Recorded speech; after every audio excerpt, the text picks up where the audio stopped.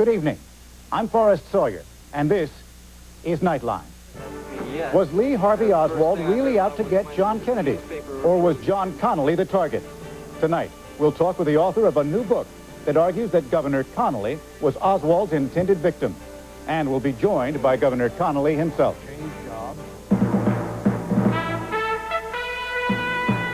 This is ABC News Nightline. Substituting for Ted Koppel and reporting from Washington, Forrest Sawyer. For those of us who are old enough, this has been a day of remembering, recalling the glamour of the Kennedy presidency and how it felt then. In a few minutes, we will look at the myth of Camelot and the reality of Kennedy's time in office. But first, the assassination itself. Though we may never know what really happened, there are numerous theories, and one of them, featured in this week's Time magazine, has gained new prominence, and it goes like this. Lee Harvey Oswald was not trying to kill Kennedy at all. He was really after Texas Governor John Connally. Connally had been Secretary of the Navy when Oswald received a dishonorable discharge from the Marines, and there's evidence that Oswald resented him. Even Oswald's wife, Marina, testified that she thought her husband was trying to kill Connally. And the man who has resurfaced this theory is James Reston, Jr., author of the forthcoming book, The Great Expectations of John Connally. He joins us tonight in our Washington studio. And Governor Connally is also with us from our affiliate KTRK in Houston. Mr. Reston, there really is no new evidence here. In fact, there's nothing that the Warren Commission itself did not see. Why are you so convinced that Oswald was after Mr. Connally? Well, when you say there's no new evidence, we have 25 volumes of the Warren Commission report, and that was compressed into one volume, which everybody pays attention to now. So, indeed, much and indeed most of the argument that I'm making in Time magazine comes from the Warren documents themselves. But I think the basic premise was wrong of the country and, in effect, of the Warren Commission. And that was that for so heinous a crime, so colossal a crime as this, there had to be a colossal motive behind it. And in making this biography of John Connally, I had to look into this event, which really describes his heroic aspect, John Connally's heroic aspect, to the country at large. His heroicism comes to most Americans for having survived this awful event. And so it was natural, I think, that I would want to look into the motive of the intended killer here. I understand you want to look into the motive of it. I'm asking why you were so convinced that this theory is the right one.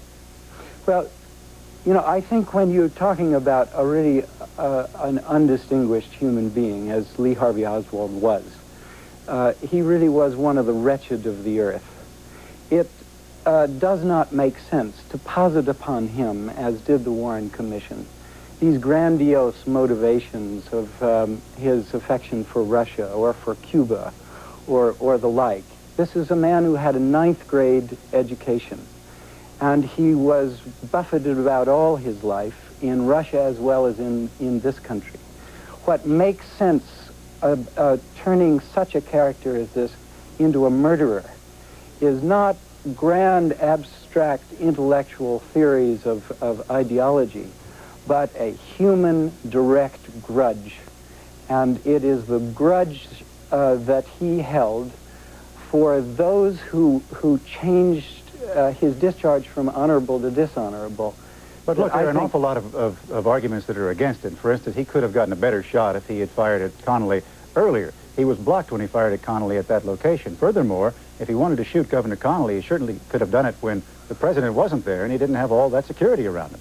Well, nobody can really sort out what went through that man's mind in the seconds and whether he would have been better served to shoot when he was coming down Houston Street as to when the motorcade was going down Elm Street. The point is, psychologists talk about something called a motor program, where when somebody sets out to do a terrible thing and an irrational thing, they do not make these fine judgments about this body and that head and this millimeter and where I should start from. The critical moment here is not the motorcade coming around that corner, but 2 days beforehand when he decides that he wants to do this awful thing. Governor Connally, how about it? Do you think you might have been the target? Well, no one knows what was in the mind of Lee Harvey Oswald. I would say there are two things that would mitigate against it, certainly. First, Oswald certainly had no way of being sure that I was even going to be in the car with President Kennedy. That's number one. Secondly, if he'd really wanted to kill me, he could have done it 100 times in 100 different places all over Texas. I was speaking all over the state at the time, basically unprotected. It could have been done in a much, much easier fashion, and probably in a way that he would never have been apprehended. So I think all the logic would dictate otherwise. In any event, I think if I was a target, I was probably a secondary target. The man fired 3 shots. He hit 3 times. He hit President Kennedy twice and me once. So I have to assume that that at the worst or the best, however you view it, he hit precisely the individuals he was shooting at. Well, you say 3 times. The Warren Commission actually said there were 2 bullets. You have said in the past you thought there were 3 bullets. Do you think there might have been somebody else there shooting as you? No, there were 3 shots, and I think everyone who knows anything about it recognizes that there were 3 shots. The Warren Commission got confused in their resolution, I think, because they only found 2 bullets, but there were 3 shots fired. There's no question about that. And the president got hit by the first one, I got hit by the second, and he got hit by the third. Now, Mr. Reston talks about the motive, his hatred of me, Oswald's hatred of me, yet he fired at General Walker, according to Mr. Reston in his book, a short time before that, and apparently had no such hatred of him. So I don't know by what logic you can assume that I was his primary target. Mr. Reston, we only have a very few seconds left. Is it fair to say that we almost certainly will never know for sure about what his motives were and what really happened there? Well, I think that's probably true, but to believe that Lee Harvey Oswald was after John Kennedy, you have to believe that he was a grand thinker, and that he could become a murderer on the basis of abstract intellectual ideology. And a 9th grade semi-literate man, such as Lee Harvey Oswald was, is not motivated and turned into a killer by Marxist ideology. One does not become a killer because one is simply a Marxist or have affection for Cuba. There has to be something immediate that affects a man's life like this. And when he came back from Russia and tried to get a job one place and another, it was this military discharge, most of all, that blocked him from a proper employment. James Reston, Jr. is the author of The Great Expectations of John Connally. Thank you for joining us, sir. And Governor Connally, if I may, I would like to ask you to stay with us so that we could talk about your recollections of that day and talk about President Kennedy. All right. But first, when we come back, we are going to remember Kennedy. Nightline's Judd Rose looks at the making of an American legend. This is ABC News Nightline, brought to you by Ford. Those shots in Dealey Plaza 25 years ago seemed to change everything for us. America has come to measure itself from that day forward. But how much of what we remember about President Kennedy is real, and how much is legend?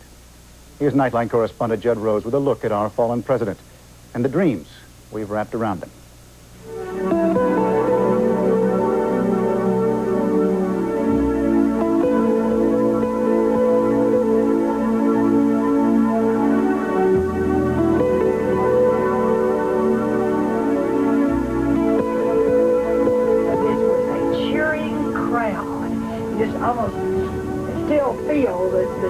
At this moment of people waving and greeting this president of the United States to Dallas.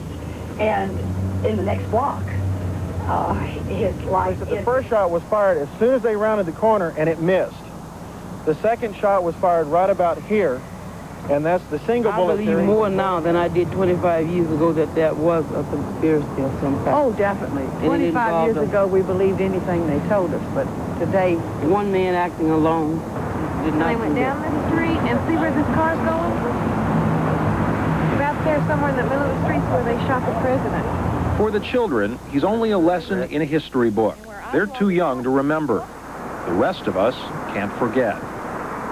History stood still for 3 days. this is where it all happened. And it's just a real awesome feeling. So every day of the year, they come here to Dealey Plaza in Dallas. They take their pictures and stroll on the grassy knoll. They retrace the route, stare at the old book depository building, and count up 6 floors to point out the window where the shots were fired. And it just seems to me like you can just kind of feel the shots or hear the shots, even though it happened so many years ago. If you come here, somehow the physical reality of this place makes the impossible seem more possible. But if you don't come to Dealey Plaza this year, well, then the assassination is very much as it was 25 years ago. Reality framed by a television set. From Dallas, Texas, the flash, apparently official, President Kennedy died. This CBS special, a riveting look back at the TV coverage of the assassination, is just one of a deluge of programs timed to coincide with the anniversary. Some are studious, like this PBS special using 1988 technology to re-examine the murder. Some are Valentines to Camelot, like this on the Disney Channel. Elegance, youth, warmth emanated from the decorous presidential mansion. But it's not all tributes. This month being a crucial TV ratings period, JFK is also a convenient target for tabloid TV. Well, let me tell you something, pal. John F. Kennedy may have screwed his share, but he didn't screw the American public like some presidents did. She was the sex goddess of the movies. He was the president of the United States. Details of their affair, some of them secret for a quarter of a century, are told for the first time now. Lee Harvey Oswald never had his day in court, until now. The saddest, sickest part of the Kennedy extravaganza is that the Kennedy name becomes fodder for Geraldo Rivera's mill. So what's new? Tabloid TV, after all, is based on the tabloid press, and the Kennedys have long been their favorite fodder. It's a long way from this to this. The Kennedys are just another commodity they use to sell things, whether it's tabloids, magazine covers, TV shows, miniseries. You can use them. Who could resist? Young, beautiful, and dynamic, a poor immigrant family rising to wealth and power amid public triumphs and personal tragedies. If the Kennedys hadn't existed, Hollywood would have invented them. But they did, so Hollywood reinvented them. You won't fail. Kennedys don't fail. Oh, yeah. You'll be the best first lady ever. We cannot and we will not accept Soviet missiles in Cuba. Since 1963, there have been almost as many Kennedy movies as there are Kennedys. The Cuban Missile Crisis, Young Joe's wartime death, Jackie's marriage to Onassis, and of course, That Day in Dallas, all reduced to a soap opera. It's important I look all right in Dallas. Why do I have to be blown around in a motorcade first? No bubble. Oh, I don't think it's trivializing them, and I don't think it hurts them any. And I mean, by now they've had so much they can surely rise above it and ignore it. But it's hard to ignore the sort of stories that have surfaced in the past decade. Stories of Kennedy, the insatiable womanizer. Reports of his involvement with Marilyn Monroe and with the mistress of a mafia boss. We're not just talking about somebody being unfaithful to their wife here. We're talking about how it affects their effectiveness in office. Is it true that John Kennedy and Robert Kennedy were rendered ineffectual in certain areas by J. Edgar Hoover's having the goods on them? That's a terrible thing. Well, I think that much of it is speculation and rumor as to what he did, as to what effect it had, as to his relationship with Hoover. Since I was there and the critics were not, and I saw none of that, I think it's bullshit. A little later, we are going to look at how history has judged the Kennedy presidency. But first, when we return, we will ask Governor Connally how he remembers the era. With us again now, former Texas Governor John Connally. Governor Connally, for 25 years now, every November 22nd, you have had to think about what happened there in Dealey Plaza. You have had to relive those moments. Tonight, as you look back on them, do those events seem far away, or are they still very real and very fresh? Well, both. They seem like they happened eons ago, and yet the memory is so vivid that they could have happened yesterday. What is the thing that seems to come up in your mind the most?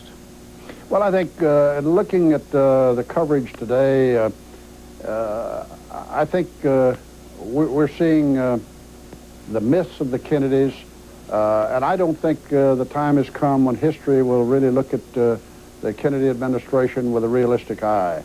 And how could we? When you see a beautiful little girl kneeling with her hand on her father's coffin, and when you see a handsome little boy standing with a military salute by his slain father, how could you feel anything but the utmost sympathy? And it's a scene of pathos, of remorse, of tragedy. And that's the way we now view President Kennedy. Admirers of President Kennedy say that when they talk of his greatness and when they talk of what we missed with this tragedy, it is really the potential of the man which they missed the most. He could have grown into a tremendously powerful president. Do you agree with that? Yeah, I think he might well have. He didn't. He didn't have an opportunity to do so. He was actually in Texas, as you know, trying to ensure his political fortunes for 1964. He was going to have a tough race according to his own views, and he was trying to do something about it early on in 1963. But he had the potential, I think. He had the charisma, he had the charm, he was surrounded by very capable people, he was a superb orator. He might well have developed into an outstanding leader, not only for the nation, but for the free world. Just a very few seconds, about 15 seconds. His greatest strength and his greatest weakness in your estimation? Well, I think his greatest strength was the confidence that he generated in people. His greatest weakness probably was that he'd not come into the office as well prepared as he might have been, because up until that time, he didn't seriously take his job in the Senate or in the House. Texas Governor John Connally, thank you very much for joining us tonight, sir. When we come back, we'll see what history has to say. Nightline correspondent Judd Rose looks at what John Kennedy really did accomplish during his brief 1,000 days in the White House. Not long after Kennedy died, just 1,000 days in office, when it seemed there was no job too big for America. But 25 years later, not everyone is wearing rose-colored glasses. How does history judge the Kennedy presidency? We asked Nightline correspondent Judd Rose to find out. I knew Jack Kennedy. Jack Kennedy was a friend of mine. Senator, you're no Jack Kennedy. Then again, who is? For smarts and style and inspiration, John Kennedy is the standard by which we judge our leaders. Those who tried to wrap themselves in the mystique have been found wanting. John Kennedy still looms so large in our lives that just this month, a poll showed that most Americans, even now, consider him our greatest president. Still, the passage of 25 years has inevitably given rise to a more dry-eyed look at the differences between the man and the myth. The revisionist view of Camelot is that Jack Kennedy was no Jack Kennedy. He spoke in language that was very tough. That we shall pay any price, bear any burden, meet any hardship, support any friend, oppose any foe, to assure the survival and the success of liberty. Yet he wouldn't provide air cover for these exiles who were trying to overthrow Fidel Castro, who had established his communist base in Cuba. He did not have the guts, as it were, that the rhetoric proclaimed. That's the heart of the revisionist view, that the rhetoric didn't match the record. That the torch has been passed to a new generation of Americans. Kennedy is remembered as the very symbol of that new generation, but the revisionists say he merely coincided with that era of change. There's a wonderful phrase from Emerson: events are in the saddle and ride mankind. And that's what happened with John Kennedy. Events were in the saddle and he was hitching on. I mean, he didn't set those things. He didn't even want to be a part of the civil rights thing. It was exceeding him. He had to catch up with Martin Luther King's parade. Even his admirers admit Kennedy came late to civil rights. But his time was so brief, his record so scant, that the rest is an intriguing series of what-ifs on civil rights, Cuba, the arms race, Vietnam. He would not have pulled from Vietnam. He didn't have the political courage to do it if he even intended to, but there's no evidence whatsoever that he intended to. This is a country in which small critics always bark at great men, and John F. Kennedy was a great man. All this will not be finished in the first 100 days. nor will it be finished in the first 1,000 days, nor in the life of this administration, nor even perhaps in our lifetime on this planet. But let us begin. I would hope that those who can remember Kennedy, the president, and those who can read about him if they cannot remember, would stop and realize that that was a special era under a special leader. Today, we did remember him at the place where he's buried and at the place where he died. Remember what I told you about what he said in his inauguration speech? Yeah. What did he say? He said, do not ask what your country can do for you. Ask what you can do for your country. 25 years later, we teach our children about a man who has merged so utterly with his myth, it's hard to tell the difference. But there is one. He was not as good as his apologists would have him. There was no Camelot. But he had charm and style, and that was nice. And he was our first television president. He was well-read. He had a sense of contemporary history. So there was a sense, I think, of a president who was good and getting better. 25 years gone now, he is still what someone called him then, a brilliant maybe.